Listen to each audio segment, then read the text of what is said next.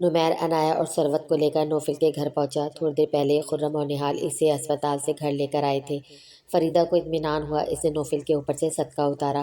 ثروت بھی نوفل کے لیے فکر مند نظر آ رہی تھی۔ نہال اور نمیر کا یہ دوست اسے بھی عزیز تھا، جبکہ عنایہ نے سر کے اشارے سے سلام کے علاوہ نوفل سے کوئی دوسری بات نہیں پوچھی۔ وہ سب کے درمیان خاموش بیٹھی تھی۔ تھوڑی دیر گزری تو فریدہ ثروت اور عنایہ کو لے کر دوسرے روم میں بیٹھ گئی۔ مجھے تو لگتا ہے جیسے ان تینوں کی دوستی کو کسی کی بری نظر لگ گئی ہے۔ دیکھا تم نے، ایک ماہ بھی نہیں ہوا نہال کومے سے واپس آئے اور اب نوفل کے ساتھ یہ حادثہ پیش آ گیا۔ بس اللہ پاک ہمارے بیٹوں کو اپنے حفظ و امان میں رکھے۔ ثروت کو چھوٹی چھوٹی باتوں سے ڈپریشن ہو جاتا تھا، اس لیے وہ پریشان ہو کر فریدہ سے بولی، کہتی تو تم ٹھیک ہو، واقعی اللہ ہمارے بچوں کو اپنے حفظ و امان میں رکھے، مگر نوفل کی طرف سے اب مجھے بہت فکر ہونے لگی ہے۔ تمہیں معلوم ہے ثروت، اس کو کسی اور نے نہیں، اس کی اپنی بیوی نے جان سے مارنے کی کوشش کی ہے، اور جب میں نے پولیس کو انفارم کرنا چاہا تو نمیر اور خرم نے مجھے منع کر دیا، اور دیکھو ذرا نوفل کے ہوش میں آنے کے بعد اس نے بھی پولیس کو غلط بیان دیا۔ مجھے تو رہ کر اس کے اوپر بھی حیرت ہو رہی ہے۔ فریدہ اپنا غصہ دبا کر ثروت کو اصل بات بتائی، جس پر ثروت تو شاک ہوئی۔ عنایہ کو بھی یقین آ گیا، یعنی وہ جو بات سمجھی تھی وہ بالکل ٹھیک تھی۔ فریدہ، یہ تم کیا کہہ رہی ہو؟ شانزیں، وہ تو اتنی پیاری بچی ہے، بھلا ایسے کیسے کر سکتی ہے؟ تمہیں غلط فہمی ہوئی ہوگی۔ ثروت، اس کے انکشاف پر حد درجہ حیرت ہوئی۔ نوفل جب میری اس سے بات کرواتا تھا تب مجھے بھی وہ بہت پیاری لگتی تھی، مگر اب میری رائے اس کی بیوی کے بارے میں بالکل بدل چکی ہے۔ ابھی تو میں نے چیک نہیں کیا، نہ جانے وہ کتنے کیش اور قیمتی سامان لے کر فرار ہوئی ہوگی۔ فریدہ موڈ آف کرتی ہوئے ثروت سے کہنے لگی، آنٹی آپ شانزے کو غلط سمجھ رہی ہیں، وہ ایسی ہرگز نہیں ہے۔ جب ہمیں اپنے کی حقیقت معلوم نہ ہو تو اس طرح کسی دوسرے پر الزام لگانا ٹھیک نہیں۔ عنایہ کو فریدہ کا یوں شانزے کے بارے میں بولنا اچھا نہیں لگا، اس لیے وہ خاموش رہنے کی بجائے ایک دم بول اٹھی۔ فریدہ نمیر کی بیوی کو دیکھنے لگی۔ نوفل نے اسے بہت پہلے بتایا تھا کہ شانزے اور نمیر کی وائف بھی بہت اچھی فرینڈز ہیں آپس میں۔ حقیقت جو بھی ہو، شوہر سے لڑائی کی جاتی ہے، زیادہ سے زیادہ گھر چھوڑا جاتا ہے، یوں گولی نہیں ماری جاتی۔ میں نے ارادہ بنا لیا ہے، اب نوفل کو ایک نہیں سنوں گی، بلکہ اب واپس اپنے ساتھ لے کر جاؤں گی۔ پہلے تو اس کی جاب کی وجہ سے ہی کم دھڑکا لگا نہیں رہتا تھا، اب تو میں اس کی بیوی سے بھی خوفزدہ ہو گئی ہوں، معلوم نہیں کب آ جائے اس کو دوبارہ مارنے کے لیے۔ فریدہ عنایہ پر نظر ڈال کر ثروت کو اپنا پلان بتانے لگی۔ تب عنایہ اٹھ کر روم میں جانے لگی۔ کہاں جا رہی ہو بیٹا؟ ثروت نے عنایہ سے پوچھا۔ نمیر سے کہتی ہوں تھوڑی دیر مجھے ماموں کے چھوڑ آئے، یا ڈرائیور کے ساتھ بھیج دے، ضروری کام تھا مجھے وہاں پر، 1 گھنٹے میں واپسی کر لوں گی، عنایہ ثروت کو بتانے لگی۔ ثروت نے سر ہلایا۔ عنایہ روم سے باہر نکل گئی۔ تم بھی اس پر ذرا نظر رکھو، شکل کی تو یہ بھی معصوم لگ رہی ہے، بالکل شانزے کی طرح، اللہ پاک نمیر کا بھلا کرے۔ فریدہ ثروت کو سمجھاتی ہوئے نمیر کو دعا دینے لگی۔ اوفو فریدہ، کیسی باتیں کر رہی ہو؟ میری بہو شکل کے لیے ویسے بھی معصوم ہے، معلوم نہیں شانزے ایسے کیسے کر سکتی ہے، بچی تو وہ بھی بہت پیاری ہے، اللہ آگے بہتر کرے گا۔ ثروت نے فریدہ کو دیکھتے ہوئے کہا، کیسا محسوس کر رہے ہو اب؟ طبیعت ٹھیک ہے تمہاری؟ فریدہ، ثروت اور عنایہ کے روم سے جانے کے بعد نمیر نوفل سے پوچھنے لگا، پسٹل کی گولی کھا کر آدمی کیسا محسوس کر سکتا ہے؟ کافی درد ہو رہا ہے، پین کلر دو مجھے۔ نوفل نمیر کو دیکھتا ہوا برا سا منہ بنا کر بولا، ڈاکٹر نے اسے ہر 6 گھنٹے بعد پین کلر دینے کو بولا تھا۔ نمیر نے پین کلر نکال کر خود اس کے منہ میں ڈالی اور پانی پلانے لگا۔ نہال اور خرم بھی اس وقت نوفل کے روم میں موجود تھے۔ نہال کو نوفل کا رویہ کافی محسوس ہوا، اور جب سے ہوش میں آیا تو نہال کی طرف دیکھنا دور، اس سے بات بھی نہیں کر رہا تھا۔ نہال نے اس سے خود سے بات کرنے کی کوشش کی تو وہ کافی روڈ لہجے میں اس کی بات کا جواب سرسری انداز میں دینے لگا۔ تھوڑی دیر پہلے جب فریدہ نوفل کے لیے سوپ بنا کر لائی تھی اور نہال نے اسے سوپ پلانا چاہا تو نوفل نے کہہ دیا وہ یہ سوپ خرم سے پینا چاہتا ہے۔ نہال کو اس بات بھی محسوس ہوئی، مگر وہ یہ سوچ کر چپ ہو گیا، خرم اس کا چھوٹا بھائی تھا اور کافی عرصے بعد اس سے مل رہا تھا، مگر ابھی تھوڑی دیر پہلے جب پین کلر کا ٹائم ہوا اور نہال نے اسے خود سے اٹھ کر پین کلر دینی چاہی تو نوفل نے صاف کہہ دیا، اسے پریشان ہونے کی ضرورت نہیں، پین کلر وہ کھا لے گا جب اس کا موڈ ہوا۔ نہال اس کی بات سن کر دوبارہ خاموش ہو گیا۔ وہ خرم کا لحاظ کر کے نوفل اس کے رویے کی وجہ نہیں پوچھ سکا، جو شاید نوفل نے اسے زندگی میں پہلی بار پڑھتا تھا۔ اب وہ پین کلر مزے سے نمیر کے ہاتھ سے کھا رہا تھا۔ بھیا میرے دوست ملنے آئے ہیں، میں اپنے روم میں موجود ہوں، آپ کو کسی بھی چیز کی ضرورت ہو اقبال سے کہہ کر مجھے بلا لینا۔ خرم موبائل پر اپنے دوست کی آمد سن کر نوفل کو بولتا ہوا دروازہ کھول کر کمرے سے چلا گیا۔ اب کمرے میں نوفل، نمیر اور نہال موجود تھے۔ کیا ہوا، ایسے کیوں گھور رہے ہو؟ نوفل نے جب نمیر کو اپنی طرف مسلسل دیکھتا ہوا محسوس کیا تب وہ نمیر سے پوچھنے لگا، آدمی جب پسٹل کی گولی کھائے تو اسے درد ہوتا ہے، لیکن جب وہی پسٹل کی گولی وہ اپنی بیوی کے ہاتھ سے کھائے تو زیادہ تکلیف ہوتی ہے۔ جھوٹا بیان دے کر تم نے کیوں بجایا شانزے کو؟ نمیر کی آواز پر کمرے میں آتی عنایہ کے قدم وہیں رک گئے۔ اب وہ دیوار کے ساتھ لگ کر ان کی بات سننے کا ارادہ رکھتی تھی۔ نمیر کی بات سن کر جہاں نوفل چونکا وہیں نہال نے بھی حیرت سے ان دونوں کو باری باری دیکھا۔ اب نوفل مسکرا کر نمیر کو دیکھنے لگا۔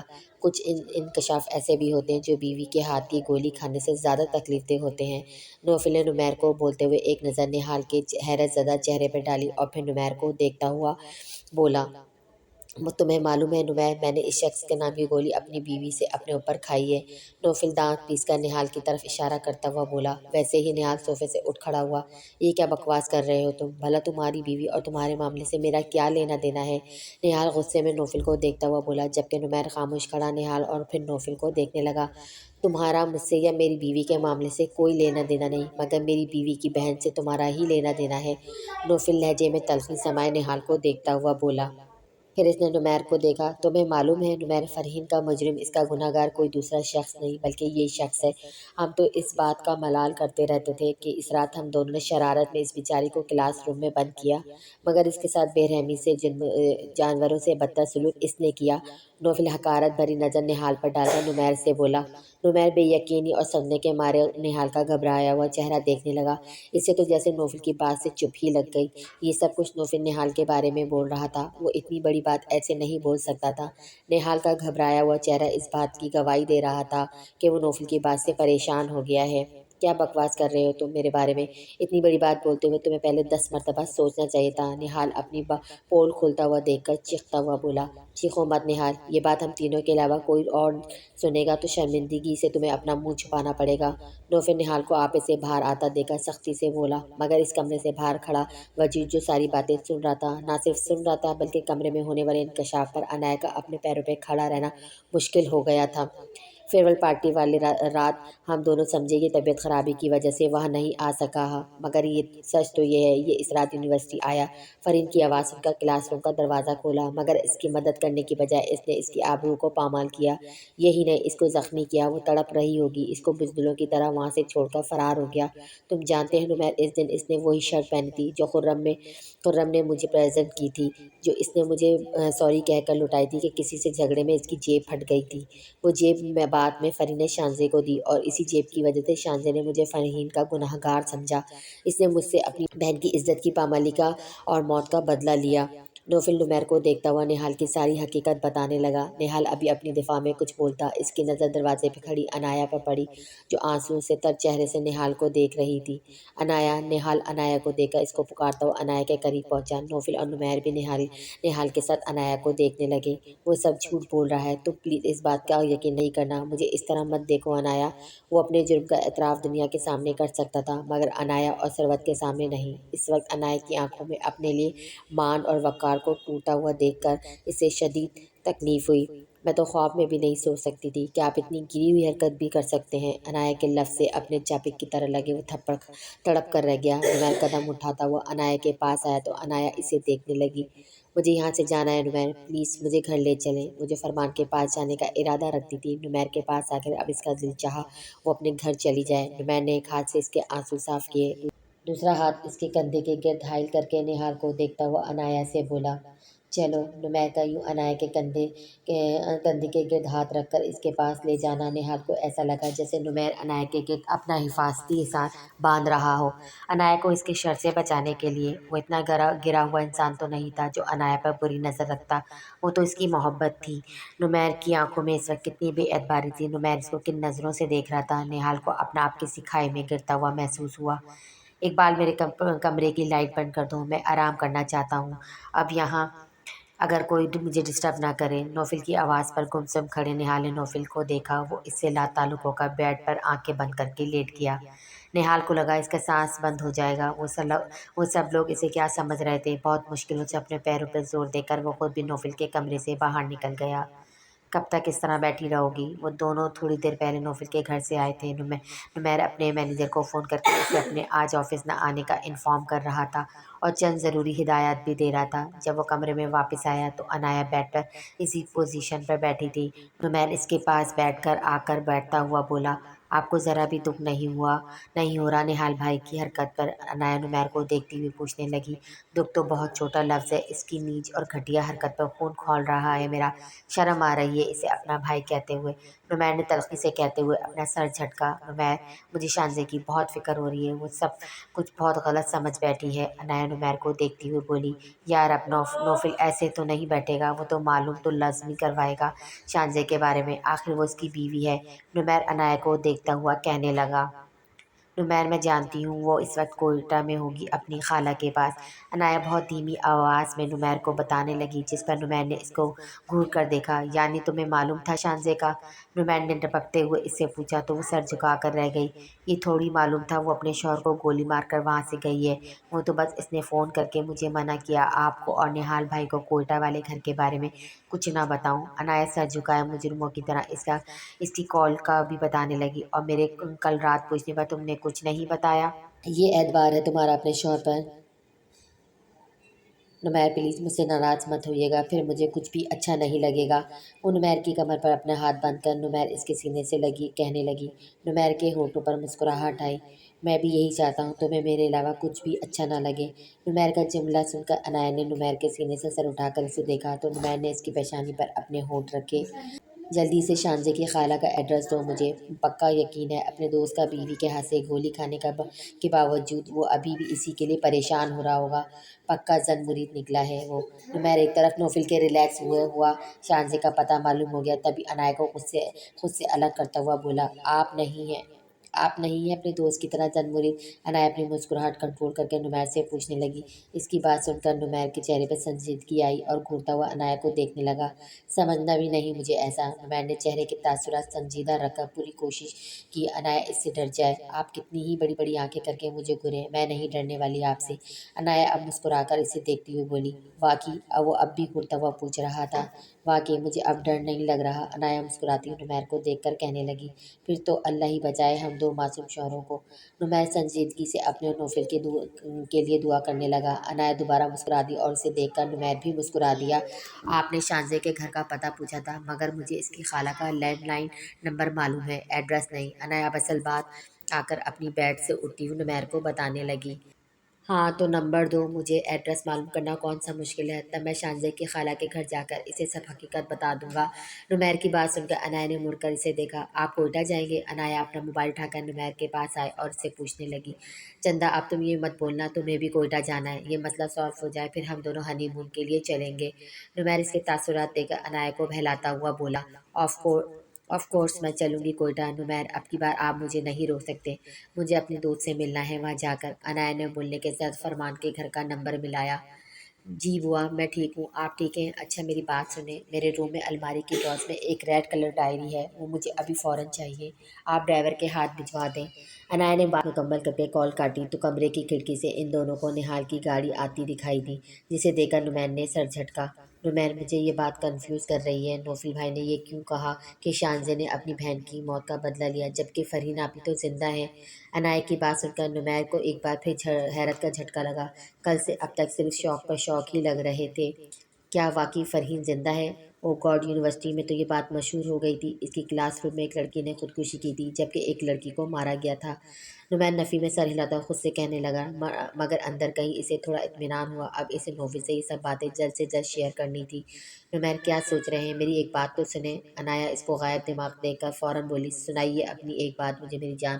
نمیر اس کو باہوں میں لیتا ہوا بولا، آپ نے مجھے بتایا ہی نہیں کہ منال آپی کے پاس آپ کی جیکٹ کیسے آئی؟ عنایہ کے دماغ میں یہ بات بھی چپک کر رہ گئی تھی۔ عنایہ کی بات سن کر نمیر نے مسکرا کر اس کا چہرہ تھاما۔ یہ ایک بہت امپورٹنٹ بات ہے اور میں چاہتا ہوں تم اب اسی بات کو 24 گھنٹے سوچو۔ نمیر پیار سے اس کے دونوں گال تھپتاتا ہوا بیڈ روم سے باہر نکل گیا۔ اہم ترین خبروں کے مطابق ملک انوار کرپشن کیس کا پردہ فاش کرنے والے ایس پی نوفل اب خطرے سے بالکل باہر ہیں۔ جی ہاں، یہ وہی افسر ہیں جنہوں نے بہادری کا مظاہرہ کرتے ہوئے ملک انوار جیسے کرپٹ سیاستدان کو دنیا کے سامنے بے نقاب کیا۔ مگر افسوس، جس دن انہوں نے سارے ثبوت میڈیا کو پیش کیے، اسی دن ایس پی نوفل پر جان لیوا حملہ کر کے کسی نے ان کو مارنے کی کوشش کی۔ مگر جو اطلاعات سامنے آئی ہے، ان کے مطابق ایس پی نوفل اب خطرے سے باہر ہیں۔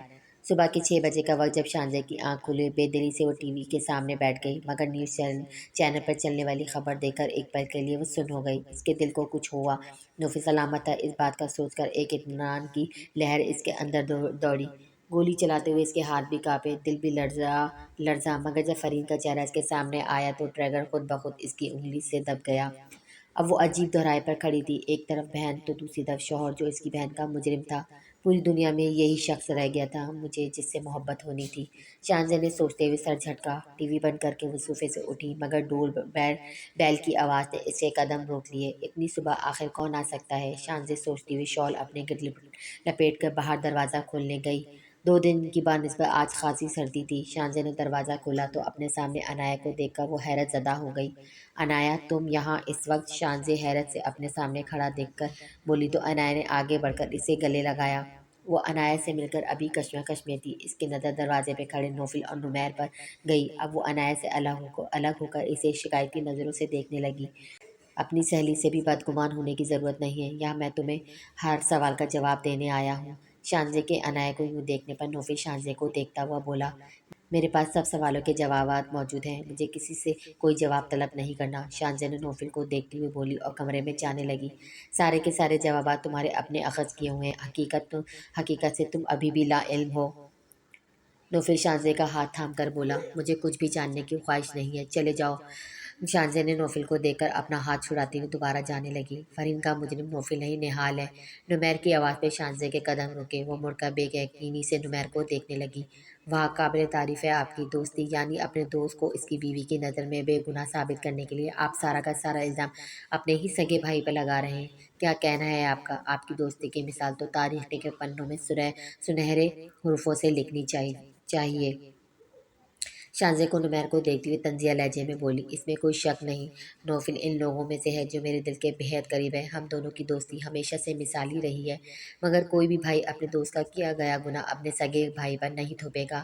جس بات کو تم حقیقت سمجھ رہی ہو وہ تمہاری غلط فہمی ہے، اور اس غلط فہمی کو ہی ہم لوگ دور کرنے یہاں آئے ہیں، ورنہ میرا نہیں خیال کوئی بھی بیوی سے گولی کھانے کے بعد اسے وضاحت دینے کے لیے خود چل کر اس کے پاس آئے۔ نمیر شانزے کو دیکھتا ہوا بولا، اتنے میں نائلہ باہر سے آئی اور نوفل سمیت نمیر اور عنایا کو دیکھ کر ٹھٹک گئی۔ نوفل کے اور باری باری سب کے سلام کے جواب کے بعد اس نے سب کو اندر کمرے میں آنے کو کہا، کیونکہ باہر کافی ٹھنڈ تھی۔ ہیٹر نے کمرے کا درجہ حرارت کافی حد تک نارمل کر دیا تھا۔ نمیر کی زبانی اصل حقائق جاننے کے بعد اس وقت کمرے میں خاموشی پھیلی ہوئی تھی۔ نمیر، نوفل، شانزے، عنایا کے علاوہ نائلہ اور اس کی کزن سائمہ جس کا یہ گھر تھا اس وقت کمرے میں موجود تھی۔ اس سارے قصے میں پورے کا پورا قصوروار میں بھی صرف نہال کو ہی نہیں سمجھتا۔ کاش میں نے اس دن شرارت میں فرین کو کلاس میں نہیں جانے کا بولا ہوتا تو یہ سب کچھ اس کے ساتھ نہیں ہوتا۔ نمیر کی طرح میں بھی اپنے کیے کی آپ سے معافی چاہتا ہوں آنٹی۔ جب نمیر نے سارا قصہ بیان کرنے کے بعد اپنی غلطی پر پشیمانی ظاہر کرتے ہوئے نائلہ سے معافی مانگی تو نوفل جو کافی دیر سے خاموش تھا نائلہ کو دیکھتا ہوا شرمندگی سے بولا، یہ حادثہ میری فرین کی قسمت میں لکھا تھا جو اس کے ساتھ پیش آیا۔ عورت کی عزت ایسی شے ہوتی ہے جو ایک بار جانے کے بعد دوبارہ واپس نہیں آ سکتی، چاہے کوئی کتنا ہی پچھتا لے یا معافی مانگ لے، مگر جو اس نے برداشت کیا اور جو وہ اب تک برداشت کر رہی ہے اس کا ہرجانہ کوئی پورا نہیں کر سکتا۔ تم دونوں کے دلوں میں خوف خدا ہے، جبھی تم دونوں یہاں آئے، بس میرے دل سے ایک بوجھ اتر گیا کہ میری ایک بیٹی کو اجاڑنے والا اور دوسری بیٹی کا شوہر نہیں۔ اس حقیقت کے ساتھ جینا میرے لیے واقعی تکلیف دہ عمل ہوتا، اور شانزے کے لیے مجھ سے بھی زیادہ۔ نائلہ کی بات پر نوفل اور شانزے دونوں نے ایک دوسرے کو دیکھا۔ شانزے نے فوراً نظروں کا زاویہ دوسری طرف کر لیا، بچے لمبا سفر طے کر آئے ہیں، نائلہ تھک گئے ہوں گے، انہیں کمرہ دکھا دو تاکہ آرام کر لیں تھوڑا۔ سارے عرصے میں خاموش بیٹھی نائلہ کی کزن سائمہ بولی، فرین کے ساتھ جب یہ حادثہ پیش آیا اس کے سر پر چوٹ لگنے اور بھیانک حادثے کی وجہ سے فرین کے دماغ پر اس واقعے کا گہرا اثر پڑا۔ وہ ہر کسی کو دیکھ کر بری طرح چیخیں مار کر ڈر کے مارے روتی، کئی دن تک کسی سے بات نہیں کرتی تھی۔ وہ خوفزدہ نظروں سے شانزے اور نائلہ کو دیکھتی۔ نائلہ نے شروع میں جب اس کے مجرم کا نام پوچھنا چاہا تب اس کی حالت بگڑتی، چیخ چیخ کر روتی، کسی کو کچھ نہ بتاتی۔ اس کی دن بدن بگڑتی حالت دیکھ کر سائمہ اسے اپنے ساتھ کوئٹہ لے گئی۔ سائمہ کا شوہر ایک ریٹائرڈ بریگیڈیئر تھا۔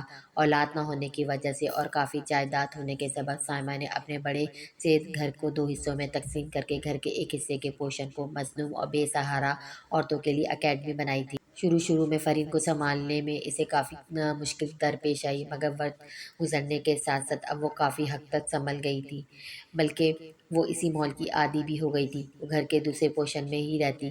شانزے اور نائلہ اس سے ملنے آتی تو وہ ان کو پہچان لیتی۔ وہ دونوں جب اس سے خود سے بات کرتی تو وہ ان کی باتوں کا جواب دے دیتی۔ ڈاکٹرز کے مطابق اس کے ساتھ ہونے والے حادثے نے اس کے ذہن پر کافی گہرا اثر چھوڑا تھا، جو وہ گزرنے کے ساتھ ساتھ ٹھیک ہوتا، لہٰذا نائلہ نے اس سے دوبارہ اس واقعے کے بارے میں پوچھنا چھوڑ دیا تھا۔ نائلہ نے نمیر اور نوفل کو ان کے کمرے دکھائے۔ نمیر کمرے میں آ کر کمرے میں موجود بیڈ پر لیٹ گیا اور لیتے ہی اس کی آنکھ لگ گئی، کیونکہ مسلسل 8 گھنٹے اس نے ڈرائیو کیا۔ اس کے بعد وہ لوگ کوئٹہ پہنچے تھے۔ عنایہ تقریباً سارے راستے ہی سوتی ہوئی آئی تھی۔ نوفل وقفے وقفے سے جگا رہا تھا اور سو رہا تھا۔ اس نے کئی بار نمیر سے خود ڈرائیو کرنے کا کہا، مگر نمیر نے اسے منع کر دیا۔ رات جب نمیر نے نوفل کو شانزے کے بارے میں بتایا تو نوفل بھی اس کے اور فریدہ کے لاکھ منع کرنے کے باوجود وہاں جانے کے لیے تیار ہو گیا۔ دوسری طرف نمیر نے ثروت کو ضروری کام کا بتا کر کوئٹہ جانے کا بتایا۔ نمیر کے کچھ بولنے سے پہلے ہی وہ نمیر سے کہہ چکی تھی کہ عنایہ کو اپنے ساتھ لے جائے، ورنہ وہ سارا دن گھر میں اداس پھرے گی، اور یہ بھی ثروت نے اسے اطمینان دلایا کہ اب اس کی طبیعت بہتر ہے اور حمیدہ اس کے پاس رک جائے گی، اور پھر گھر میں ہی نہال بھی موجود ہے تو اسے فکر کرنے کی کوئی ضرورت نہیں۔ یہ الگ بات ہے، نہال گھر میں آنے کے بعد اپنا کمرہ بند کر کے بیٹھ گیا تھا۔ وہ کسی سے بھی بات نہیں کر رہا تھا۔ ثروت کے پوچھنے پر اس نے طبیعت خرابی کا بولا تھا۔ نمیر کے 2 گھنٹے بعد آنکھ کھلی تو بیڈ پر عنایہ موجود نہیں تھی۔ وہ اس کے سونے سے پہلے ہی نمیر کو بتا چکی تھی کہ وہ شانزے کے کمرے میں موجود ہے۔ نمیر روم سے باہر نکلا، نوفل کے روم میں جھانک کر دیکھا تو وہ سو رہا تھا۔ دوسرے روم میں سے باتوں کی آوازیں آ رہی تھیں، یقیناً سہیلیاں اپنی باتوں میں مصروف تھیں۔ نمیر نے نفی میں سر ہلا کر دروازہ نوک کیا تو شانزے نے دروازہ کھولا۔ نمیر بھائی، آپ سو کر اٹھ گئے؟ میں ناشتہ بھجواتی ہوں آپ کے لیے۔ شانزے نمیر کو دیکھ کر کہنے لگی، نہیں، ناشتہ تو راستے میں کر لیا تھا، آپ پلیز عنایہ کو بھیج دیں، اور یہ نوفل کی میڈیسن ہے، اس کو دے دیے گا یاد سے۔ زخم دینے والا اگر اس زخم پر مرہم رکھے تو زخم جلدی بھر جاتا ہے۔ نمیر اپنی جیکٹ کی پاکٹ سے میڈیسن نکال کر شانزے کو دیکھتا ہوا بولا تو شانزے اسے دیکھنے لگی۔ نمیر اسمائل دے کر اپنے روم میں واپس چلا گیا۔ نوفل کے کھٹکے کی آواز سے آنکھ کھلی۔ کمرے میں کسی دوسرے کی موجودگی کا احساس ہوا تو اس کا ذہن بیدار ہوا۔ شانزے سائڈ ٹیبل پر ٹرے رکھ رہی تھی جس میں بریڈ کے پیس کے ساتھ دودھ کا گلاس اور اس کی میڈیسن رکھی تھی۔ اٹھ کر بیٹھو اور ناشتہ کرو تاکہ یہ میڈیسن لے سکو۔ کمرہ کافی ٹھنڈا ہو رہا تھا۔ وہ ہیٹر آن کرنے لگی۔ ہینڈ موو نہیں ہوگا مجھ سے، نمیر کو بلا دو، وہ ناشتہ کرا دے گا مجھے۔ نوفل اٹھ کر بیٹھ گیا اور شانزے کو دیکھتا ہوا بولا۔ نوفل کی بات سن کر شانزے نے خاموشی سے کمرے میں موجود چیئر کو بیڈ کے پاس رکھا اور اس پر بیٹھ کر وہ نوفل کو اپنے ہاتھ سے ناشتہ کروانے لگی۔ ناشتہ کرواتے وقت وہ نوفل کو دیکھنے سے بالکل گریز کر رہی تھی، جبکہ نوفل شانزے کے ہاتھ سے ناشتہ کرتے ہوئے صرف اسی کو دیکھا جا رہا تھا۔ تم میرے بارے میں ایسے کیسے سوچ سکتی ہو شانزے؟ تمہیں میں اتنا گھٹیا انسان لگتا ہوں کہ کسی لڑکی کے ساتھ اس طرح کروں گا؟ شانزے سے ناشتہ کروانے کے بعد نوفل کو دوا کھلا کر ٹرے لے کر جانے لگی، تب نوفل نے اس کا ہاتھ پکڑ کھڑا ہوتا ہوا پوچھنے لگا۔ شانزے نے نظر اٹھا کے نوفل کو دیکھا تو اس کی آنکھوں میں ندامت کے آنسو بھی تھے۔ سوری، شانزے نے نوفل کے گلے میں ہاتھ ڈال کر سینے سے لگتی ہوئی رونے لگی۔ نوفل نے اس کے کمر کے گرد اپنا بایاں ہاتھ رکھا۔ دنیا کی پہلی بیوی ہو تم جو شوہر کو گولی مارنے کے بعد اتنے پیار سے سوری بول رہی ہو۔ نوفل کے بولنے پر شانزے کے رونے میں مزید اضافہ ہوا۔ اس طرح اگر میرے سینے سے لگی روتی رہو گی تو تھوڑی دیر میں بھی رو جاؤں گا، تمہارے رونے کا احساس کرتے ہوئے نہیں بلکہ تکلیف سے۔ تم نے کافی دیر سے میرے زخم پر ہاتھ رکھا ہے اور مجھے تو بہت تکلیف ہو رہی ہے۔ نوفل نے جتنے آرام سے بولا تھا، شانزے نے ایک دم 4 قدم پیچھے ہوئی۔ اب وہ ہونہوں کی طرف نوفل کا چہرہ دیکھ رہی تھی جس پر درد کے آثار رقم تھے۔ وہ گھبراتی ہوئی دوبارہ نوفل کے پاس آئی، اس کی شرٹ کے بٹن کھول کر کندھے سے اس کی شرٹ نیچے کر کے دیکھنے لگی جہاں بینڈیج میں سے خون کا سرخ دھبا ابھر رہا تھا۔ شانزے کا دل ایک بار پھر ڈوبنے لگا، ایک بار پھر اس کو رونا آنے لگا اور وہ بہت آہستہ آہستہ سے نوفل کے کندھے پر سر ٹکا کر رونے لگی۔ اب بس یوں کھڑے کھڑے روتے رہنا ہے یا پھر میرے زخم پر مرہم بھی رکھنا ہے؟ نوفل نرم لہجے میں شانزے سے پوچھنے لگا۔ شانزے نے بغیر آنسو سے صاف کیے آہستہ سے نوفل کے کندھے پر اپنے ہونٹ رکھ دیے۔ تمہیں معلوم ہے پسٹل کی گولی لگے تو یہاں بہت درد ہوتا ہے۔ نوفل نے شانزے کی کمر سے ہاتھ ہٹا کر اپنے دل کے مقام پر انگلی رکھتے ہوئے سنجیدگی سے بولا۔ شانزے نے آنکھوں میں آنسو لیے نوفل کو دیکھنے لگی۔ نوفل بھی اسی کو دیکھ رہا تھا۔ شانزے نے اس کی انگلی ہٹا کر دل کے مقام پر اپنے ہونٹ رکھے، پھر پیچھے ہو کر اپنے آنسو صاف کرتی ہوئے نوفل کی شرٹ کے بٹن بند کرنے لگی۔ تمہیں معلوم ہے گولی لگنے کے بعد میں نیچے گرا تھا، تب میرا یہ گال بہت زور سے فرش پہ لگا تھا۔ نوفل اب بھی چہرے پہ سنجیدگی سے لائے دیکھتا ہوا بتانے لگا۔ شانزے نے اس کی دکھ بھری داستان سن کر ایک بار پھر اپنے ہونٹ اس کے گال پہ رکھ دیے۔ نوفل نے دوبارہ اس کی کمر کے گرد بازو حائل کیے۔ ایک تو مسئلہ یہ ہے مت روتا ہوا بہت برا لگتا ہے۔ تمہیں معلوم ہے جب میں ہوش میں آیا تو مجھے اتنا درد ہو رہا تھا مگر میں پھر بھی نہیں رویا، اتنا برداشت کیا میری آنکھوں نے۔ وہ اب بھی چہرے پہ سنجیدگی طاری کے شانزے کو دیکھتا ہوا بولا۔